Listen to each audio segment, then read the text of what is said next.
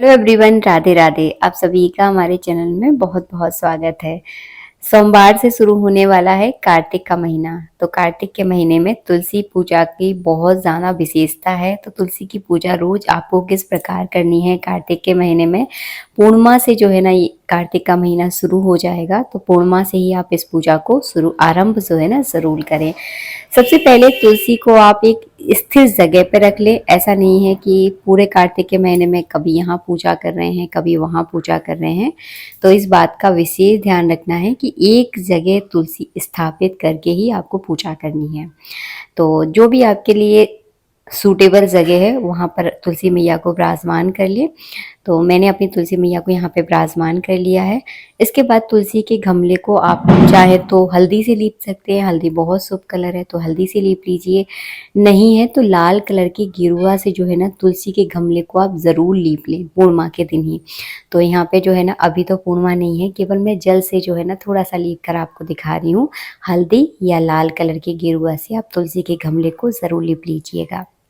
इसके बाद आपको क्या करना है, रोज़ सुबह जल्दी पूजा का ही महत्व है। ऐसा नहीं है कि आप 12 बजे जाकर तुलसी की पूजा कर रहे हैं, तो उसकी कोई प्रधानता नहीं रहेगी।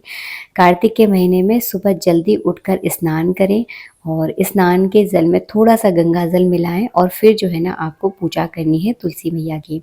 तो सबसे पहले पूजा में क्या करना है, आपको जल चढ़ाना है। तो आप 1 लोटा जल चढ़ा दें।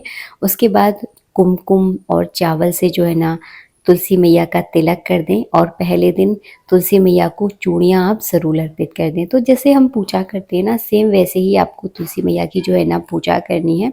खड़े होकर बैठकर जैसी सुविधा हो, जिस जगह आपकी तुलसी मैया रखी हो उस हिसाब से कर सकते हैं। जैसे कि हमारी तुलसी माता जो है ना थोड़ी ऊंचाई पर है तो मैं ज़्यादातर खड़े होकर पूजा करती हूँ। अगर आपकी तुलसी माता थोड़ी नीची है तो बैठकर भी कर सकते हैं, ऐसा नहीं है कि खड़े होकर ही करनी है। इसके बाद क्या करना है, तुलसी के नीचे की जगह थोड़ी सी आपको साफ कर लेनी है और वहाँ पर विराजमान करनी है आपको भगवान शालिग्राम। कार्तिक के महीने में भगवान शालिग्राम के साथ अगर तुलसी मैया की आप पूजा करते हैं तो इस पूजा की विशेषता और भी ज़्यादा बढ़ जाती है। अगर आपके पास शालिग्राम भगवान है तो आप विराजमान कर सकते हैं। अगर नहीं है तो अपने लड्डू गोपाल को आप तुलसी मैया के नीचे ही रोज़ स्नान कराएं और रोज़ उनकी इस तरह से पूजा करें। और पूजा करने के बाद जो है ना उन्हें अपने यथास्थान पर विराजमान कर लें। जहाँ पर मंदिर है वहाँ पर भगवान रहते हैं ना, वहाँ पर आप विराजमान कर सकते हैं पूजा करने के बाद। तुलसी के नीचे सुबह शाम आपको घी का दीपक ज़रूर जलाना है। तुलसी के नीचे, तुलसी के ऊपर नहीं जलाया जाता, हमेशा तुलसी के घरुए के नीचे जलाना है। तो मैंने यहाँ पे दीपक जला दिया है। एक कटोरा लूँगी, उसमें इस तरह से छोटा सा मैं स्वास्तिक बना लूँगी। अगर आपको थोड़ा वर्किंग है, आपके पास इतना ज़्यादा टाइम नहीं है तो केवल एक चंदन की बिंदी रख लीजिए। चावलों का और पुष्प का आसन देकर भगवान शालिग्राम को उस कटोरे में आपको विराजमान करना है और फिर करवाना है उनको स्नान। तो ये देखिए, ये हैं हमारे भगवान शालिग्राम। और शालिग्राम भगवान अगर आपके पास है तो उनको जो है ना इस तरह की आसन पर ही विराजमान करें। बिना आसन के भगवान शालिग्राम को विराजमान नहीं किया जाता, तो उनके लिए आसन की आप व्यवस्था ज़रूर कर लें। बस यहाँ पे मैंने सबसे पहले 4 बार जल चढ़ाया है। उसके बाद कच्चा दूध है तो कच्चा दूध चढ़ा दीजिए, पंचामृत है तो पंचामृत चढ़ा दीजिए, नहीं है तो केवल गंधोदक स्नान भी आप करवा सकते हैं। तीनों चारों चीज़ें मैंने इसलिए बताई हैं क्योंकि पूरा महीना आपको पूजा करना है। जब जैसी सुविधा हो उस हिसाब से आप भगवान को स्नान करवा सकते हैं। यहाँ पर इसके बाद मैंने शुद्ध जल से स्नान करवा दिया है। इसके बाद जो है ना भगवान का अच्छे से आपको अंग पोषण करना है। उसके बाद लगाना है आपको सुगंधित इत्र। बहुत सारी महिलाएं भगवान शालिग्राम की पूजा नहीं करती हैं क्योंकि ऐसा वर्णन है कि भगवान शालिग्राम की पूजा औरतें नहीं करती हैं।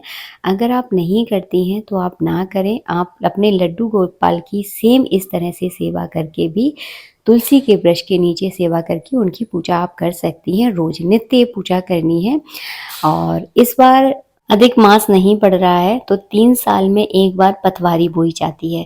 तो इस बार तो अधिक मास नहीं है क्योंकि अधिक मास हमेशा 3 साल के बाद ही आता है। तो पतवारी बोने की आपको कोई आवश्यकता नहीं है क्योंकि जब अधिक मास होता है तो कार्तिक के महीने पड़ते हैं 2, तो उनमें और भी ज़्यादा विशेषता हो जाती है स्नान करने की। और पतवारी बोई जाती है, जगह जगह घाट बदल कर स्नान किया जाता है। तो उसकी विधि अलग होती है। यहाँ पर मैं एकदम सिंपल विधि आपको बता रही हूँ। एक नॉर्मल कार्तिक के महीने में आप इस तरह से जो है ना सादा सिंपल तरीके से रोज़ जो है ना तुलसी की पूजा कीजिएगा। और यहाँ पे मैंने फल का भोग लगा दिया है। पहले दिन आप जनेऊ चढ़ा दीजिएगा, उसके बाद रोज़ जनेऊ चढ़ाने की आवश्यकता नहीं है, केवल कलावा रूपी वस्त्र चढ़ा दें। उसके बाद तुलसी माता के ऊपर इस तरह से आपको चुन्नी उड़ानी है। अगर आप इस तरह से चुन्नी उड़ाओगे तो हवा चलती है, तो इस तरह से चुन्नी जो है ना बहुत जल्दी नीचे गिर जाती है और फिर तुलसी माता को अच्छे से धूप भी नहीं लग पाती है। तो मैं हमेशा क्या करती हूँ आपको बताने वाली हूँ। मैं क्या करती हूँ, तो चुन्नी को इस तरह से लंबा कर लेती हूँ थोड़ा, और जितना बड़ा आपका गमला है उतना बड़ा उसका साइज कर लीजिए आप।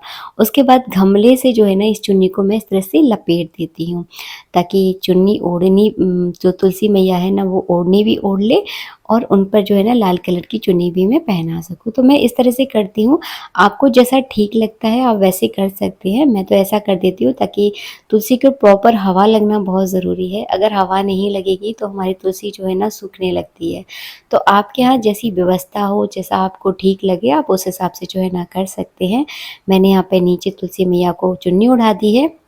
इसके बाद आपको रोज कम से कम 11 परिक्रमा तुलसी की ज़रूर करनी है कार्तिक के महीने में। कहते हैं तुलसी के नीचे जो भी आप पाठ पूजा करते हैं कार्तिक के महीने में, उसका अनंत गुना फल आपको प्राप्त होता है। तुलसी के नीचे बैठकर हवन भी किया जाता है। आप चाहेंगे तो मैं उसका वीडियो भी आप लोगों के लिए अपलोड कर दूँगी। तुलसी मैया हमारे घर के सारे संकटों को हरने वाली हैं, हमारे घर में बरकत देने वाली, हमारे घर में सुख सुविधाएँ देने वाली, हमारे घर में खुशियाँ देने वाली सिर्फ़ तुलसी माता होती हैं।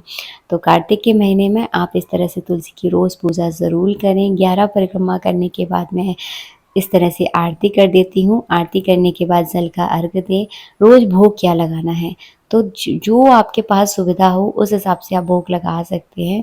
स्पेशली भोग बनाने की आवश्यकता नहीं है। अगर आपके पास टाइम है तो आप बना सकते हैं। मैं ये नहीं कह रही कि भोग नहीं लगाना है।